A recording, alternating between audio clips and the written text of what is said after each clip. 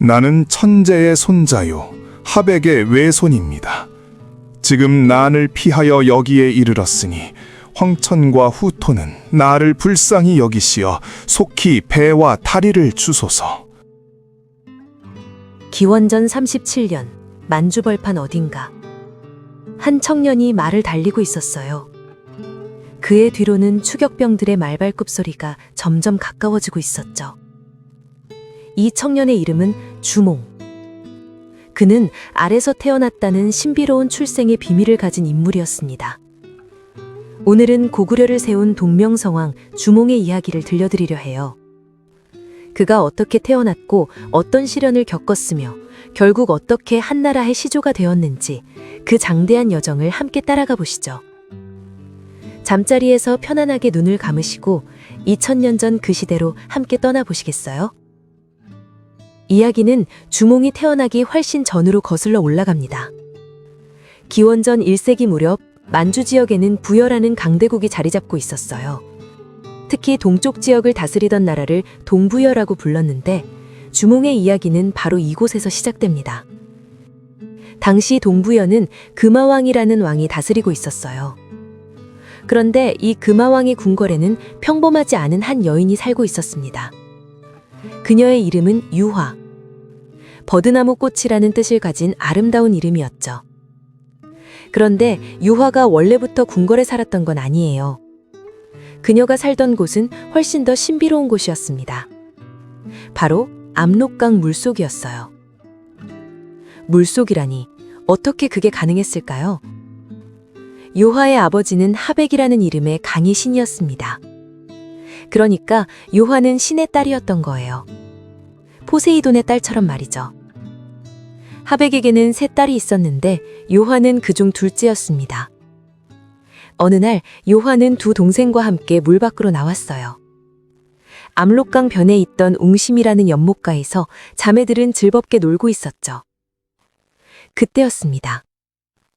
저 멀리서 말발굽 소리가 들려왔어요.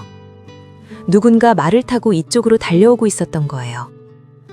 깜짝 놀란 세 자매는 서둘러 물속으로 뛰어들어 사라졌습니다. 말을 타고 온 남자는 유화를 한눈에 보고 반해버렸어요. 그의 이름은 해모수. 그런데 해모수는 평범한 사람이 아니었습니다. 해모수는 하늘에서 내려온 천재의 아들이었어요. 쉽게 말하면 하늘의 왕, 그러니까 하느님의 아들이었던 거죠. 해모수라는 이름 자체가 특별한 의미를 담고 있었어요. 해는 태양을 뜻했습니다. 그는 태양의 신이었던 거예요. 신화에 따르면 해모수는 용이 끄는 오색 구름 수레를 타고 하늘에서 내려왔다고 해요. 그날 하늘에는 오색 구름이 떠 있었고 풍악 소리가 울려 퍼졌다고 하죠.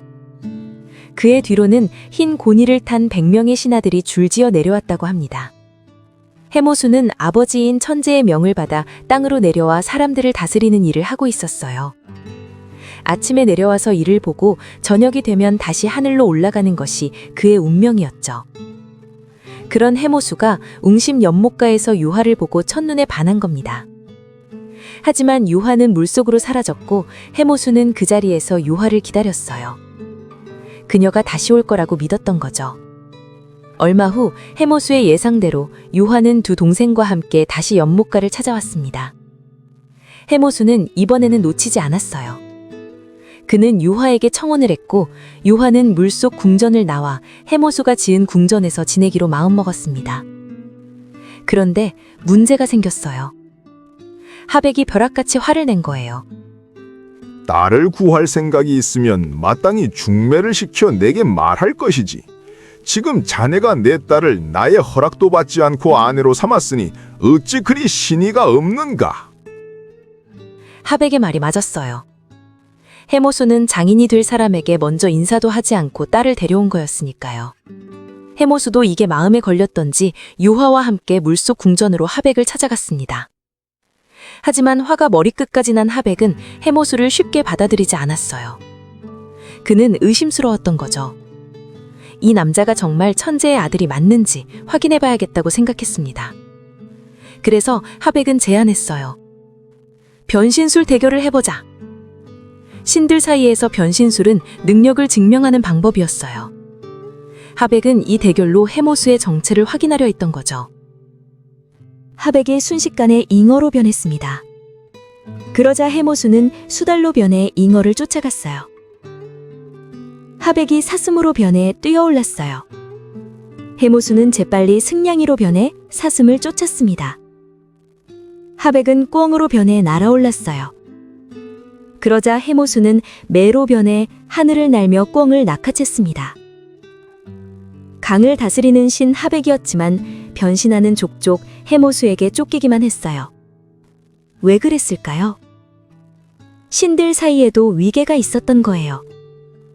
해모수는 하늘과 만물을 관장하는 천재의 아들이었지만 하백은 물의 신이었죠. 하늘이 물보다 높은 것처럼 해모수가 하백보다 상위의 신이었던 겁니다. 결국 하백은 자신이 졌다는 걸 인정할 수밖에 없었어요. 그는 해모수가 진짜 천재의 아들이라는 것도 인정했습니다. 이후 하백은 해모수를 사위로 받아들이고 성대한 혼인잔치를 열어주었어요.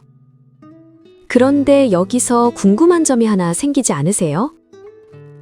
해모수와 유화가 결혼까지 했다면 왜 나중에 유화는 혼자서 알을 낳게 된 걸까요? 이 미스터리를 풀려면 혼인잔치 이후에 벌어진 일을 알아야 합니다. 혼인잔치가 한창이었어요. 하백은 사위 해모수를 위해 술을 계속 권했습니다.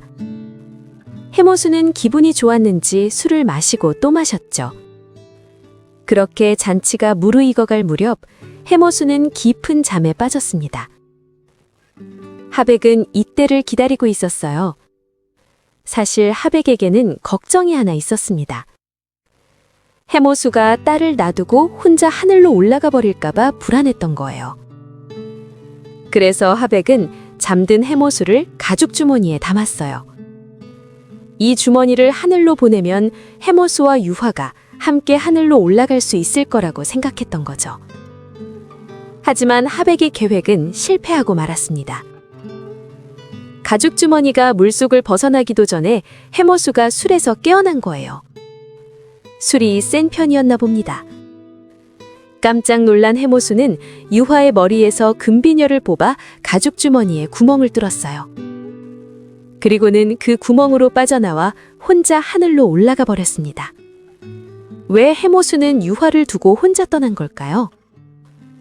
사실 유화는 해모수와 함께 하늘로 갈 수 없는 존재였어요. 유화는 이름처럼 땅의 풍요와 번영을 다스리는 지모신이었습니다. 그녀가 하늘로 올라가면 땅의 질서가 무너지게 되는 거였죠. 해모수는 하늘에서 살아야 하는 존재, 유화는 땅에 뿌리를 내리고 살아야 하는 존재. 두 사람은 처음부터 함께할 수 없는 운명이었던 거예요. 이렇게 해모수와 유화의 비극적인 사랑은 끝이 났습니다. 해모수가 떠난 후 유화에게는 더 큰 시련이 기다리고 있었어요. 아버지 하백은 딸이 혼자 남겨진 것에 화가 났습니다. 그는 유화를 유배 보내기로 결정했어요. 유화는 동부여 지역의 우발수라는 강으로 떠나야 했습니다. 혼자가 된 유화는 그곳에서 살아남기 위해 물고기를 잡아먹으며 지냈어요. 그런데 문제가 생겼습니다. 유화가 잡는 물고기 때문에 어부들이 피해를 보기 시작한 거예요. 그물로 고기를 잡는 족족 희한한 생명체가 다 훔쳐먹어서 손해가 심합니다. 어부의 하소연을 들은 동부여의 왕 금화는 그 생명체를 잡아올리라고 명령했어요. 어부들이 그물을 던졌더니 그물에 걸려 올라온 건 다름 아닌 유화였습니다. 금화왕은 유화에게 물었어요. 너의 정체가 무엇이냐? 저는 하백의 딸이며 해모수의 아내입니다. 유화의 대답을 들은 금화왕은 놀랐어요. 강의 신 하백의 딸이자 태양신 해모수의 부인을 함부로 대할 수는 없었죠. 금화왕은 유화를 궁궐로 데려가 별채에서 지낼 수 있도록 배려해 주었습니다. 그렇게 유화는 금화왕의 궁궐에서 새로운 삶을 시작하게 됐어요. 얼마의 시간이 흘렀을까요? 유화에게 놀라운 일이 일어났습니다. 어느 날 햇빛이 유화를 비추기 시작했는데요. 그런데 이 햇빛이 보통 햇빛이 아니었습니다. 유화가 피하려 해도 햇빛은 계속 그녀를 따라왔어요. 방 안으로 들어가도 다른 곳으로 가도 햇빛은 유화를 떠나지 않았습니다. 그리고 얼마 후 유화는 임신을 하게 됐어요. 어떻게 이런 일이 가능했을까요? 햇빛은 바로 해모수였던 거예요. 하늘로 올라간 해모수는 태양의 형태로 유화를 찾아온 겁니다. 인격을 가진 신이 자연의 햇빛이 되어 자신의 혈통을 잇는 아이를 잉태하게 만든 거였죠. 임신한 유화의 모습은 특이했어요. 배가 불러오는 대신 겨드랑이 부분이 부풀어 올랐습니다. 그리고 마침내 유화는 출산을 하게 되는데요. 유화가 낳은 건 아기가 아니었습니다. 알이었어요. 그것도 아주 큰 알이었습니다. 지금의 타조알 3배 정도 되는 크기였다고 해요. 상상이 되세요? 정말 어마어마한 크기였을 거예요. 금화왕이 이 소식을 듣고 유화를 찾아왔습니다. 그리고 그 커다란 알을 보고는 이렇게 말했어요. 이것은 불길한 것이다. 당장 마국간에 갖다 버리거라. 왜 금화왕이 그렇게 말했을까요? 사람이 알을 낳는 것 자체가 당시에도 믿기 어려운 일이었을 거예요. 금화왕은 이 알이 불길한 징조라고 생각했던 겁니다. 그런데 신기한 일이 벌어졌습니다. 말들이 그 알을 밟지 않는 거예요. 오히려 조심스럽게 피해 다녔죠. 그렇다면 산속 깊숙한 곳에 갖다 버리거라. 알은 깊은 산으로 옮겨졌어요. 그런데 이번에는 산짐승들이 그 알을 둘러싸고 지키기 시작했습니다. 마치 보호하듯이 말이에요. 더 놀라운 건 날씨였어요. 구름이 끼고 음침한 날에도 그 알 위에는 항상 햇빛이 비쳤습니다. 해모수가 하늘에서 지켜보고 있었던 거예요. 계속해서 미스터리한 일들이 벌어지자 금화왕은 깨달았어요. 이 알이 보통 알이 아니라는 걸. 결국 금화왕은 알을 유화에게 돌려주었습니다. 유화는 알을 소중히 품고 보살폈어요. 따뜻하게 품어주고 조심스럽게 지켰죠. 그렇게 시간이 흘렀습니다. 드디어 그날이 왔어요. 알 껍데기가 조금씩 금이 가기 시작했습니다. 그리고 그 틈 사이로 작은 손이 나왔어요. 알이 깨지면서 안에서 한 사내아이가 나왔습니다. 갓 태어난 아기가 아니었어요. 이미 몇 살은 된 것처럼 보이는 아이였죠. 골격이 튼튼했고 얼굴 생김새도 또렷했습니다. 무엇보다 눈빛이 범상치 않았어요. 더 놀라운 건 아이의 활쏘기 실력이었습니다.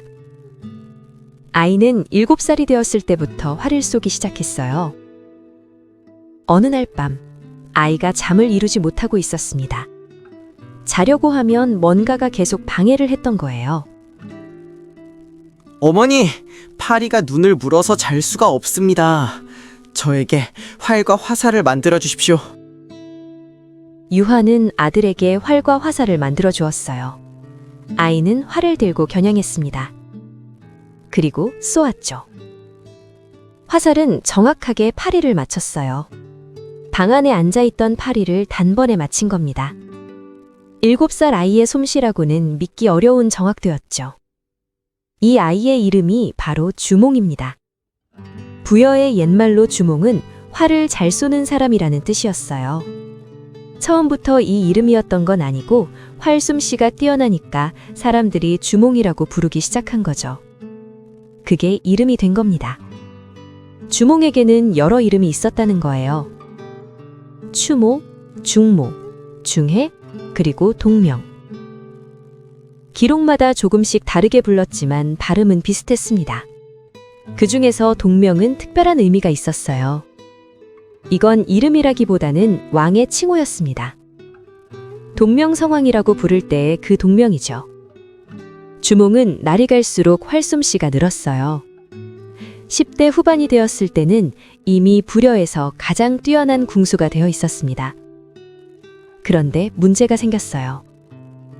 금화왕의 첫째 아들 대소가 주몽을 경계하기 시작한 겁니다. 주몽이란 자는 신통하고 용맹한 장사입니다. 게다가 하늘의 혈통이라고 소문이 자자합니다. 일찍 손을 쓰지 않으면 반드시 후환이 있을 것입니다. 대소는 아버지 금화왕에게 주몽을 죽이라고 건의했어요. 왕위를 물려받을 왕자 입장에서는 주몽이 위협적으로 느껴졌던 거죠. 활도 잘 쏘고 신의 혈통이라는 주몽을 보면서 질투와 두려움을 느꼈던 겁니다. 금화왕은 고민했어요. 주몽을 죽이자니 유화 때문에 마음이 편치 않았고, 그렇다고 그냥 두자니 아들 해소의 말도 일리가 있었죠. 고민 끝에 금화왕은 결정을 내렸습니다. 주몽을 마국간으로 보내라. 그리고 앞으로는 말을 돌보고 마국간 청소회를 시켜라. 천재의 손자, 하백의 외손자인 주몽이 마국간에서 말똥을 치우는 일을 하게 된 거예요. 이것은 사실상 유배나 다름없는 처사였습니다. 주몽은 분했어요. 억울했죠. 자신이 무슨 잘못을 했다고 이런 천한 일을 해야 하는지 이해할 수 없었습니다. 하루는 주몽이 어머니 유화를 찾아갔어요. 어머니, 저는 천재의 손자인데 남을 위하여 말을 기르고 있습니다. 사는 것이 죽는 것만 못합니다. 저는 남쪽 담에 가서 나라를 세우려 합니다. 하지만 어머니가 계셔서 마음대로 할 수 없습니다. 스물이 간 넘은 젊은 주몽의 입에서 나온 말은 놀라웠어요. 나라를 세우겠다니. 보통 사람 같으면 엄두도 못 낼 일이었죠. 하지만 주몽은 진심이었습니다. 자신이 신의 자손이라는 걸 알고 있었고 그에 걸맞은 큰 일을 해야 한다고 생각했던 거예요. 마국간에서의 시련은 오히려 주몽을 각성시켰습니다. 자신이 누구인지 무엇을 해야 하는지 깨달은 거죠. 유화는 아들의 뜻을 알았어요. 그리고 결심을 굳힌 아들을 돕기로 했습니다. 먼 길을 가려면 좋은 말이 필요하다. 유화는 주몽과 함께 왕실 마국간으로 갔어요. 그리고 갑자기 채찍을 들어 말들을 때리기 시작했습니다. 깜짝 놀란 말들이 뛰어올랐어요. 어떤 말은 조금 뛰었고 어떤 말은 높이 뛰어올랐죠. 그런데 한 마리, 붉은 빛이 도는 한 마리의 말이 지붕 높이만큼 뛰어오른 거예요. 저 말이 준마다. 유화는 그 말을 알아봤습니다. 하지만 금화왕이 그런 좋은 말을 쉽게 내줄 리 없었죠. 그래서 주몽은 계획을 세웠어요. 주몽은 혀 밑에 작은 침을 꽂아두었습니다. 그러자 말이 밥을 제대로 먹지 못해 점점 말라갔어요. 비실비실해진 거죠. 마침 금화왕이 마국간을 둘러보다가 그 말을 보고는 이렇게 말했습니다. 저 병든 말은 네가 가져라. 주몽의 계획이 성공한 거예요. 말을 받은 주몽은 곧바로 혀 밑에 침을 뽑아냈습니다. 그리고 좋은 먹이를 듬뿍 먹였죠. 얼마 지나지 않아 그 말은 다시 건강한 명마가 되었습니다. 이제 준비가 끝났어요. 좋은 말도 얻었고 마음의 결심도 굳혔습니다. 이제 남은 건 함께할 동료들이었죠. 주몽에게는 믿을 만한 친구들이 있었어요. 오이, 마리, 협보. 이 세 사람은 주몽과 뜻을 같이 하는 친구들이었습니다. 나라를 세우러 가자. 주몽의 제안에 세 친구는 망설이지 않았어요.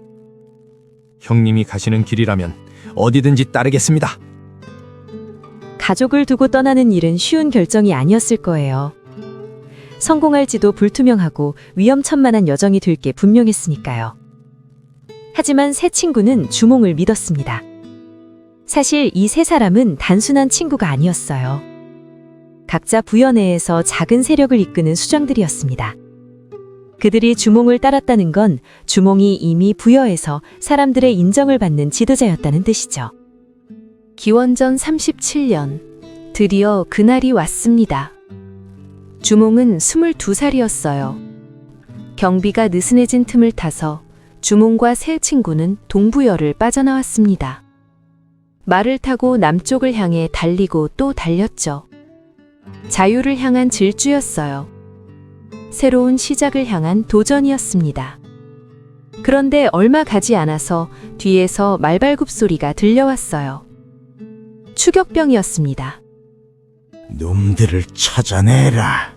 내가 직접 쫓겠다. 대소가 군사들을 이끌고 쫓아온 거예요. 주몽이 도망친 거란 대소는 참을 수가 없었던 겁니다. 반드시 잡아서 죽이려고 했죠. 주몽과 친구들은 초인적인 힘으로 달렸어요. 뒤돌아볼 겨를도 없이 앞만 보고 달렸습니다. 하지만 추격병들도 만만치 않았어요. 거리가 점점 좁혀지고 있었습니다. 그때였어요. 주몽 일행이 말을 멈춰 세웠습니다. 더 이상 갈 수 없었던 거예요.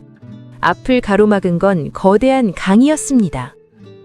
끝없이 길고 넓은 강. 건너편이 보이지 않을 정도로 넓었어요. 맨몸으로 뛰어들기에는 너무나 위험했습니다. 강물에 휩쓸려 죽을 수도 있었죠. 하지만 뒤에서는 추격병들이 점점 가까이 오고 있었어요. 앞으로도 갈 수 없고 뒤로도 물러날 수 없는 절체절명의 순간이었습니다. 주몽은 결단을 내려야 했어요.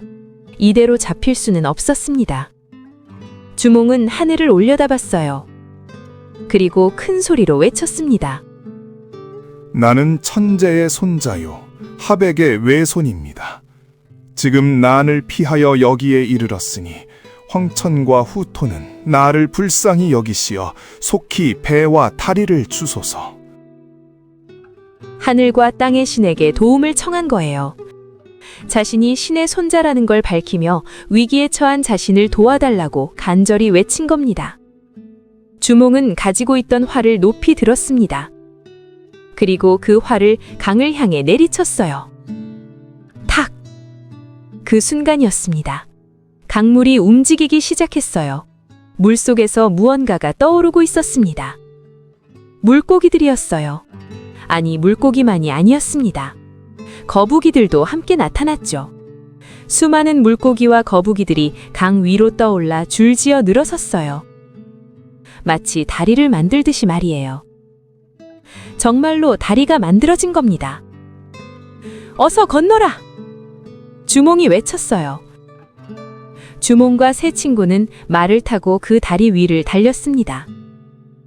물고기와 거북이들이 만든 다리는 튼튼했어요. 말의 무게를 충분히 견딜 수 있었죠. 주몽 일행이 무사히 건너편에 도착했을 때 추격병들도 강가에 도착했습니다. 저놈들이 저기 있다! 쫓아라! 대소가 소리쳤어요. 추격병들이 강으로 뛰어들려고 했습니다. 그런데 그때 물고기와 거북이들이 흩어졌어요. 다리가 사라진 겁니다. 추격병들은 강을 건널 수 없었어요. 그들은 그저 건너편을 바라볼 수밖에 없었습니다. 주몽은 무사히 강을 건넜습니다. 후세 사람들은 주몽이 건넌 이 강을 엄리대수라고 불렀어요. 지금의 어느 강인지는 정확히 알 수 없지만 아마도 훈강이나 그 지류였을 거라고 추정하고 있습니다. 주몽에게 신의 가호가 있었던 걸까요? 아니면 정말 하늘과 땅의 신들이 도운 걸까요? 적어도 주몽과 그를 따르는 사람들은 확신했을 거예요.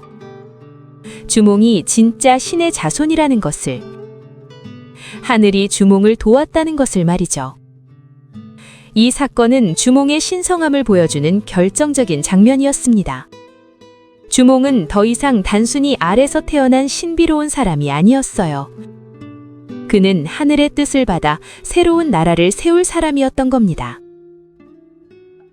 강을 건넌 주몽 일행은 계속해서 남쪽으로 향했어요. 며칠을 달렸을까요? 그들은 마침내 한 곳에 도착했습니다. 졸본이었어요. 졸본은 지금의 중국 야오닝성 환인 일대로 추정되는 곳입니다. 압록강으로 흘러들어가는 혼강이라는 강의 중류 지역이었죠. 주몽이 이곳을 본 순간 마음에 들었어요. 왜 그랬을까요? 먼저 넓은 평지가 있었습니다. 사람들이 살기에 좋은 땅이었죠. 농사를 지을 수도 있었고 집을 짓고 마을을 만들기에도 적합했어요. 둘째, 물이 풍요했습니다. 혼강이 흐르고 있었으니 물 걱정은 없었죠. 셋째, 주변에 높은 산이 있었어요. 적의 침입을 막기에 완벽한 천연 요새였습니다. 삼국사기에서는 이곳을 이렇게 표현했어요. 땅이 기름지고 아름다우며 산세가 험하고 견고하다. 딱 나라를 세우기에 적합한 곳이었던 거예요. 주몽은 특히 한 산에 주목했습니다. 하늘과 맞닿을 것처럼 높이 솟은 산이었어요. 정상은 평평했고 주변은 가파른 절벽으로 둘러싸여 있었습니다. 저곳에 성을 쌓겠다. 그 산이 바로 지금 오녀산이라고 불리는 곳입니다. 주몽은 그곳에 성을 쌓아 졸본성이라고 이름 지었어요. 오녀산성은 정말 놀라운 곳이에요.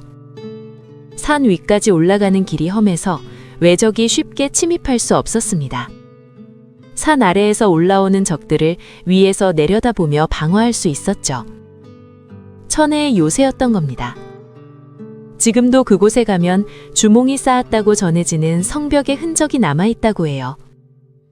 2000년이 넘은 세월 동안 그 자리를 지키고 있는 거죠. 주몽은 졸본을 도읍지로 정했습니다. 이제 나라를 세울 차례였어요. 하지만 나라를 세운다는 게 말처럼 쉬운 일은 아니었습니다. 주몽과 세 친구, 그리고 그들을 따라온 사람들만으로는 부족했어요. 더 많은 사람이 필요했고 주변 세력들의 인정도 받아야 했습니다. 주몽은 먼저 나라의 이름을 정했어요. 나라 이름을 고구려라 하겠다. 고구려. 왜 이런 이름을 지었을까요? 사실 고구려라는 이름은 주몽이 처음 만든 게 아니었어요. 이미 그 지역을 부르는 이름으로 고구려라는 말이 있었던 겁니다. 고는 높다는 뜻이고 구려는 성이나 마을을 뜻했어요. 그러니까 높고 큰 성이라는 의미였죠. 주몽은 그 지역의 이름을 나라 이름으로 삼은 겁니다. 마치 서울이라는 지역 이름을 나라 전체의 이름으로 만드는 것과 비슷했다고 할까요? 주몽은 또 성씨를 정했어요. 나는 고씨를 성으로 삼겠다. 높을 고자를 쓴 고씨였습니다. 나라 이름과 같은 글자를 쓴 거죠. 그리고 주몽은 자신을 따르는 사람들을 모아 의식을 거행했습니다. 하늘과 땅에 제사를 지내며 자신이 이 나라의 왕임을 선언한 거예요. 기원전 37년, 고구려가 탄생하는 순간이었습니다. 하지만 주변 세력들이 주몽을 쉽게 인정해주지는 않았어요. 특히 비류국이라는 나라가 문제였습니다. 비류국은 졸본 주변에서 가장 세력이 큰 나라였어요. 비류국의 왕은 송양이라는 사람이었습니다. 송양은 자존심이 세고 강한 성격의 왕이었죠. 어느 날 송양은 주몽이 졸본에 나라를 세웠다는 소식을 들었어요. 처음에는 별로 대수롭지 않게 생각했습니다. 겨우 몇 명 데리고 와서 나라를 세웠다고? 우습게 본 거죠. 하지만 주몽이 자신을 천재의 손자라고 칭하며 신의 혈통이라고 주장한다는 말을 듣고는 화가 났어요. 감히 신의 아들이라고? 그런 허황된 말로 사람들을 현혹하다니. 송양은 주몽을 시험해 보기로 했습니다. 정말 신의 아들인지 확인하고 싶었던 거예요. 그런데 송양은 주몽에게 직접 싸움을 걸지는 않았어요. 대신 이런 메시지를 보냈습니다. 우리 두 나라가 굳이 피를 흘리며 싸울 필요가 있겠소.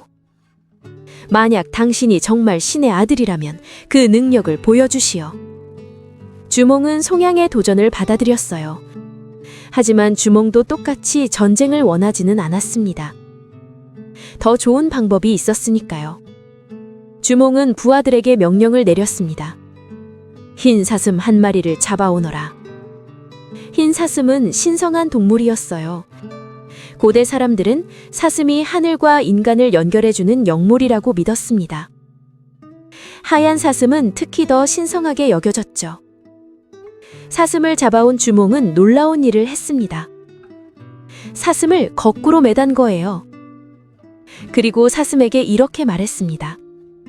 하늘이 만약 비를 내려 비류완의 도읍을 물에 잠기게 하지 않는다면 나는 너를 놓아주지 않을 것이다. 네가 하늘에 호소하라. 주몽은 사슴을 통해 하늘에 비를 내려달라고 기원한 거예요. 이상한 주술처럼 들릴 수도 있어요. 하지만 당시 사람들에게 이것은 신성한 의식이었습니다. 신의 아들만이 할 수 있는 일이었던 거죠. 거꾸로 매달린 사슴은 하늘을 향해 애절하게 울었어요. 마치 하늘에 호소하듯이 말이죠. 그리고 놀라운 일이 벌어졌습니다. 비가 내리기 시작한 거예요. 처음에는 보슬비였어요. 하지만 점점 세게 내렸습니다. 하루, 이틀, 사흘. 비는 일주일 내내 계속 내렸어요. 비류국은 물에 잠기기 시작했습니다. 도읍지의 낮은 곳부터 물이 차올랐죠. 사람들은 높은 곳으로 피신해야 했어요. 송양은 겁이 났습니다. 이대로 가다가는 나라 전체가 물에 잠길 것 같았어요. 이건 정말 하늘의 뜻인가? 송양은 결국 주몽을 찾아갔습니다. 제발 비를 멈춰주시오. 당신이 신의 아들임을 인정하겠소. 주몽은 비류국으로 향했어요. 그리고 물에 잠긴 비류국을 보며 가지고 있던 찻집으로 물을 쳤습니다. 그러자 비가 그쳤어요. 그리고 물이 서서히 빠지기 시작했습니다. 송양은 이 광경을 보고 완전히 주몽에게 복종했어요. 더 이상 의심할 여지가 없었던 겁니다. 당신이야말로 진정한 신의 아들이오. 나와 비류국은 고구려를 섬기겠소. 주몽은 비류국을 정복하지 않았어요. 대신 동맹을 맺었습니다. 송양을 그대로 왕으로 두되 고구려의 제후로 삼은 거죠. 그리고 비류국을 다물국이라고 이름을 바꾸어 주었습니다. 이렇게 해서 고구려는 첫 번째 동맹 세력을 얻었어요. 주몽의 명성은 점점 더 높아졌습니다. 신의 아들이 세운 나라, 하늘의 뜻을 받는 왕. 사람들은 주몽을 그렇게 부르기 시작했죠. 주변의 다른 작은 나라들도 하나둘씩 고구려에 복속되거나 동맹을 맺기 시작했어요. 고구려는 빠르게 성장하고 있었습니다. 하지만 주몽에게도 아픔이 있었어요. 부여에 두고 온 어머니 유화가 그리웠습니다. 나래를 세우고 왕이 되었지만 어머니를 데려올 수는 없었어요. 부여는 여전히 강대국이었고 금화왕이 살아있는 한 유화를 보낼 리 없었으니까요.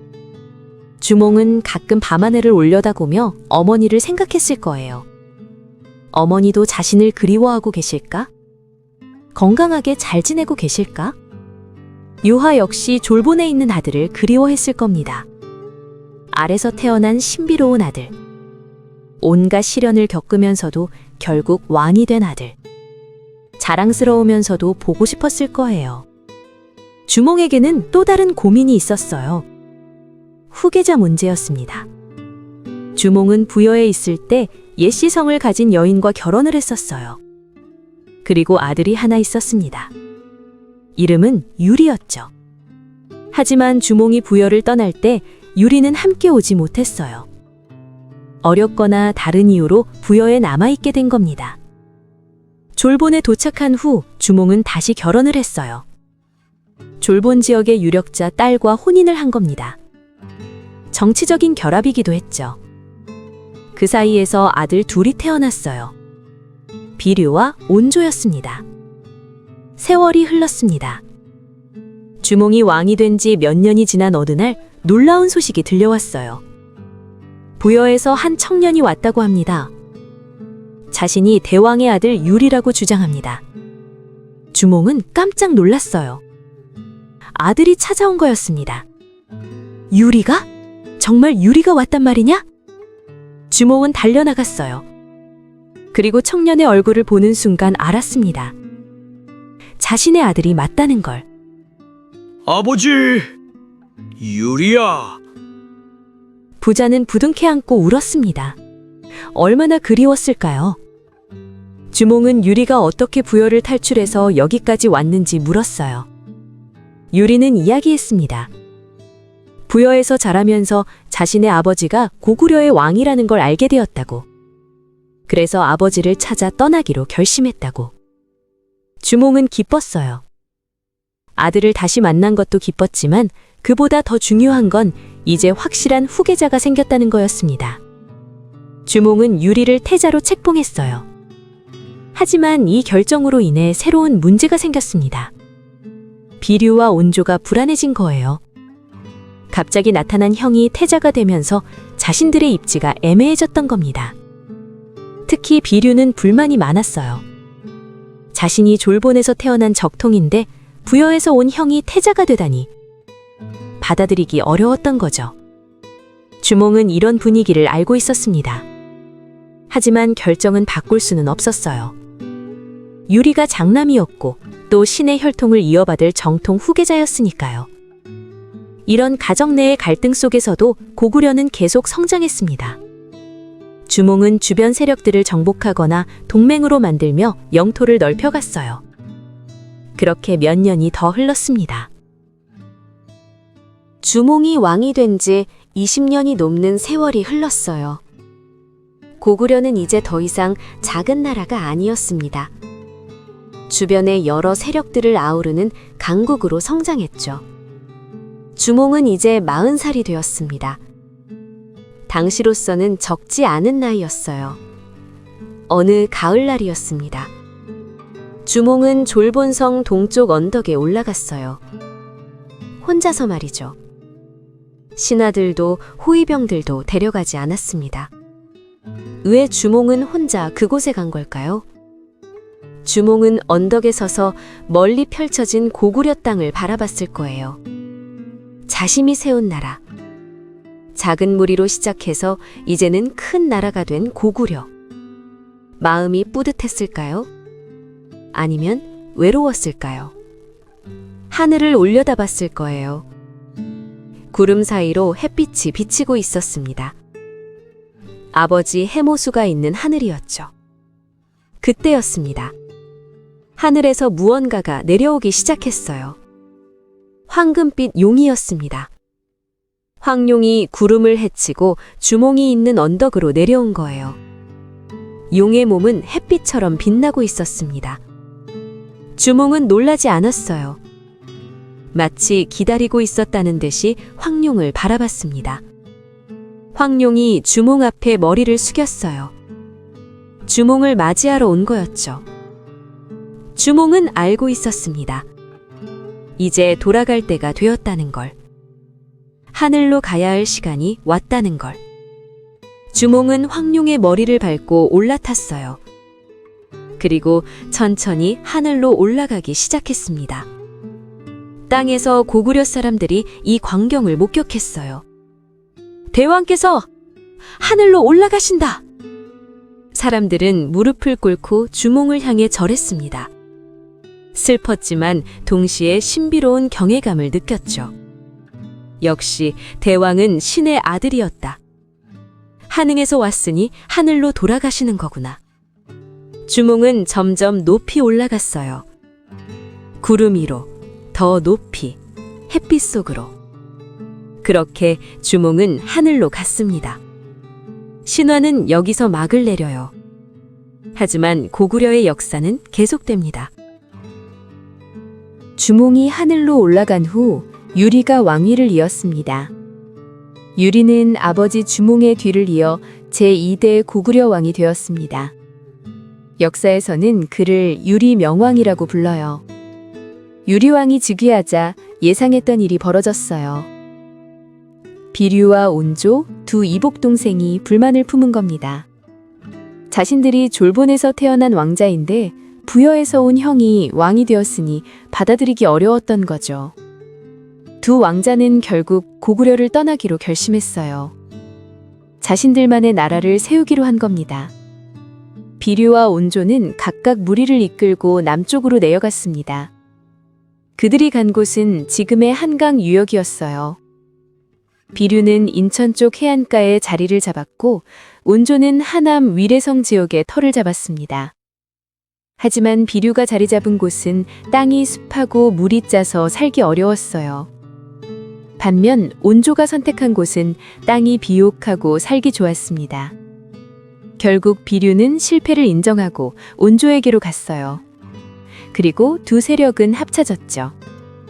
온조가 세운 나라의 이름 혹시 아시나요? 바로 백제입니다. 그러니까 백제를 세운 온조는 주몽의 아들이었던 거예요. 고구려와 백제가 형제의 나라였던 셈이죠. 한편 고구려에서는 유리왕이 나라를 다스리고 있었어요. 유리왕은 아버지 주몽처럼 뛰어난 왕은 아니었습니다. 하지만 나름대로 고구려를 지키고 키워나갔죠. 유리왕에게는 유명한 일화가 하나 있어요. 바로 황조가라는 노래와 관련된 이야기입니다. 유리왕에게는 두 명의 부인이 있었어요. 화희와 치희였습니다. 두 부인은 서로 질투가 심했죠. 결국 화희가 먼저 궁을 떠나버렸어요. 유리왕은 화희를 그리워하며 찾아다녔습니다. 어느 날 강가에서 쉬고 있을 때였어요. 꾀꼬리 한 쌍이 날아와 정답게 노는 모습을 보게 됐죠. 새들은 사이좋게 노는데 자신은 사랑하는 사람과 헤어져 있구나. 유리왕은 슬펐습니다. 그래서 노래를 지었어요. 꾀꼬리 날아간다. 암수 정답구나. 외로운 이 몸은 네와 함께 돌아갈까. 이것이 우리나라에서 가장 오래된 노래 중 하나인 황조가입니다.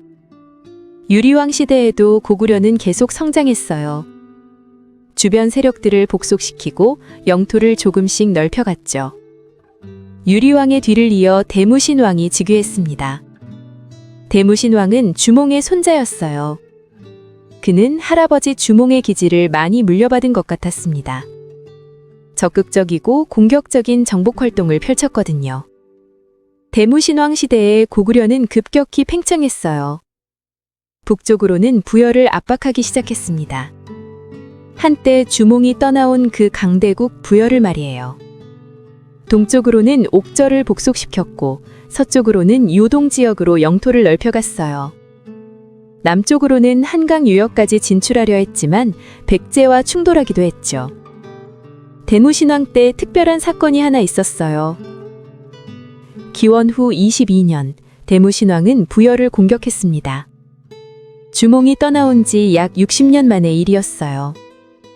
부여는 여전히 큰 나라였지만 이제 고구려도 만만치 않았습니다.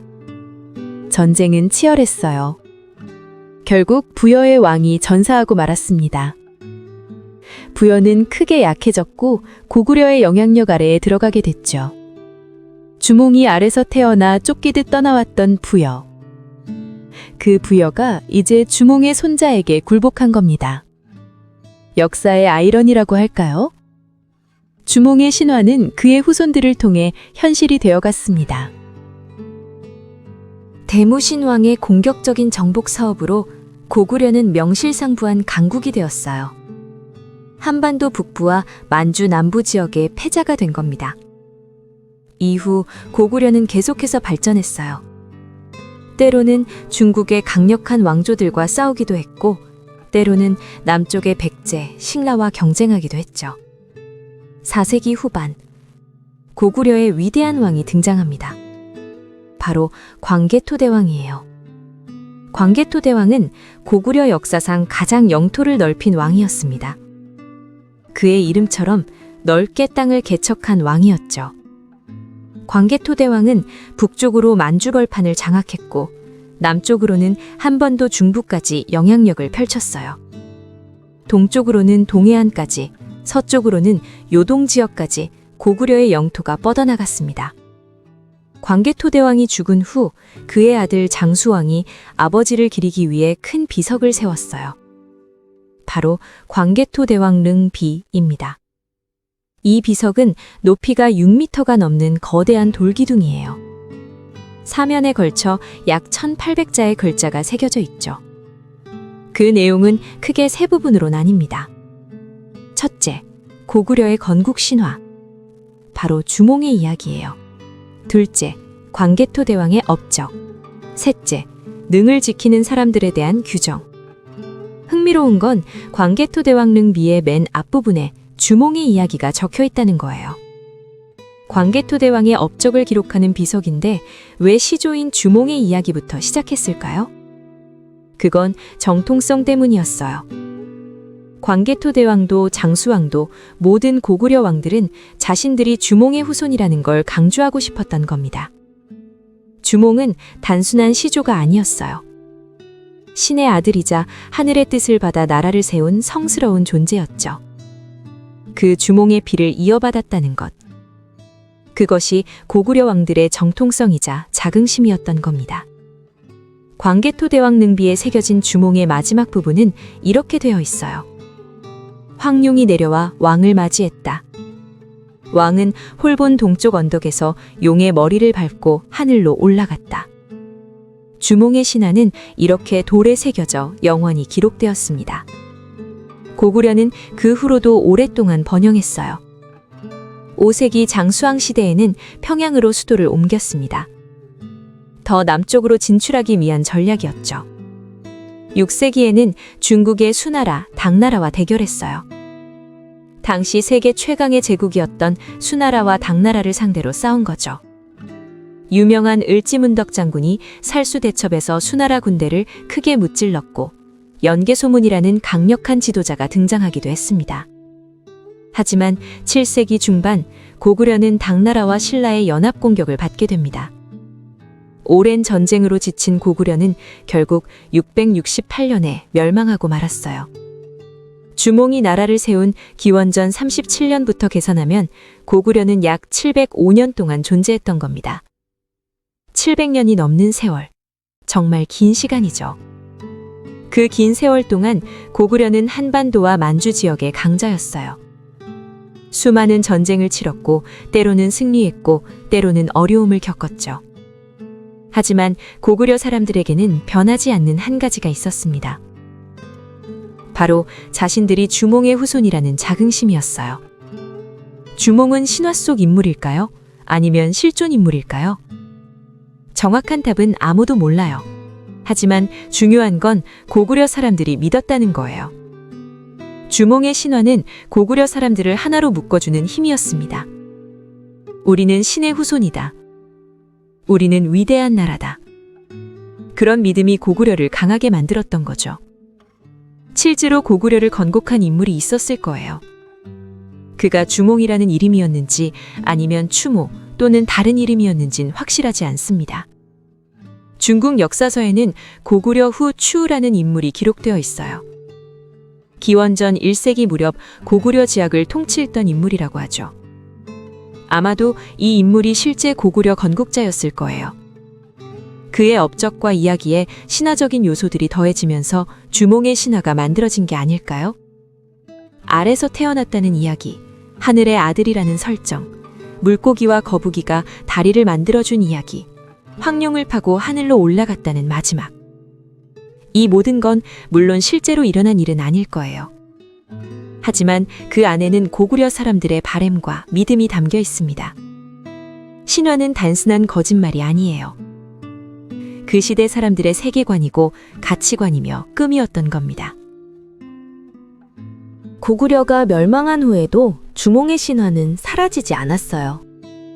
고구려의 후예들은 나중에 발해를 세웠습니다. 발해 역시 자신들을 고구려의 계승자라고 여겼죠. 고려시대에 이르러서는 주몽의 신화가 다시 한번 주목받았어요. 고려의 려자가 고구려의 려자와 같았죠. 고려는 자신들이 고구려를 계승한 나라라고 생각했습니다. 그래서 고려시대 사람들은 주몽의 이야기를 열심히 기록하고 전승했어요. 이련이라는 승려가 쓴 삼국유사에도 주몽의 이야기가 자세히 나와 있습니다. 김부식이 쓴 삼국사기에도 주몽의 건국 신화가 기록되어 있죠. 조선시대에도 주몽의 이야기는 계속 전해졌어요. 비록 조선은 고려와 달리 고구려의 계승을 강조하지는 않았지만 주몽의 신화 자체는 우리 역사의 중요한 부분으로 인정받았습니다. 그렇게 2000년이 넘는 시간이 흘렀어요. 지금 우리는 21세기를 살고 있습니다. 과학이 발달하고 합리적 사고가 중요해진 시대죠. 이런 시대에 주몽의 신화는 어떤 의미를 가질까요? 여전히 중요합니다. 주몽의 신화는 우리 민족이 어떻게 나라를 세웠고 어떤 가치를 중요하게 여겼는지 보여줘요. 하늘과 땅, 물의 신들. 그것은 고대인들이 자연을 경외했다는 뜻이에요. 알에서 태어났다는 것은 특별한 탄생, 신성한 기원을 강조한 거죠. 강을 건너는 장면은 시련을 극복하는 영웅의 모습을 보여줍니다. 나라를 세우고 왕이 된다는 것은 리더십과 건국의 정당성을 나타내는 거고요. 마지막에 하늘로 올라간다는 것은 죽음이 끝이 아니라 다시 하늘로 돌아가 영원히 사는 것이라는 믿음을 표현한 겁니다. 주몽의 신화에는 이렇게 많은 의미가 담겨 있어요.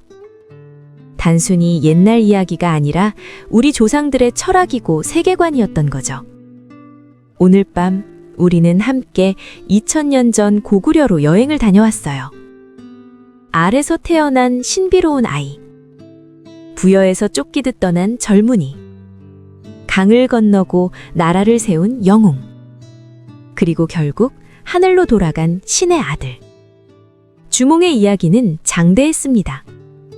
하지만 생각해보면 주몽의 이야기는 우리 모두의 이야기이기도 해요.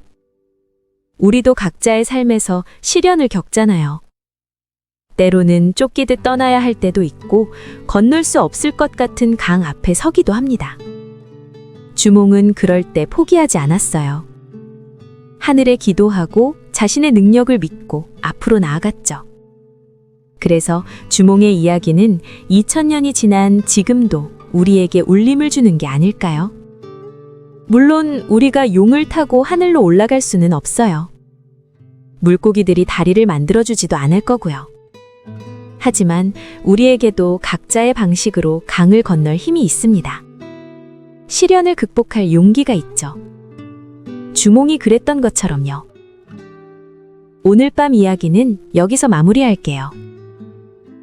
눈을 감고 들으셨나요? 주몽이 말을 타고 달리는 모습이 보였나요? 강 위로 물고기들이 다리를 만드는 장면이 상상되었나요? 신화는 이렇게 우리의 상상력을 자극합니다. 현실에서는 불가능한 일들을 꿈꾸게 만들죠. 어쩌면 그것이 신화의 진정한 힘인지도 몰라요. 우리에게 꿈을 주고 희망을 주고 용기를 주는 것. 고구려는 사라졌지만 주몽의 신화는 여전히 살아있습니다. 이 이야기는 우리 역사의 소중한 일부예요. 우리 조상들이 물려준 귀한 유산이죠. 앞으로도 이 이야기는 계속 전해질 거예요. 우리 아이들에게, 그 아이들의 아이들에게. 수천 년이 지나도 사람들은 여전히 주몽의 이야기를 들을 겁니다. 알에서 태어나 하늘로 돌아간 영웅의 이야기를. 오늘 하루도 수고 많으셨어요. 편안한 밤 되시길 바랍니다. 주몽이 황룡을 타고 평화롭게 하늘로 올라갔던 것처럼 여러분도 편안한 꿈속으로 떠나시길. 내일 아침 상쾌하게 눈을 뜨실 수 있기를 바랄게요. 좋은 밤 되세요. 감사합니다.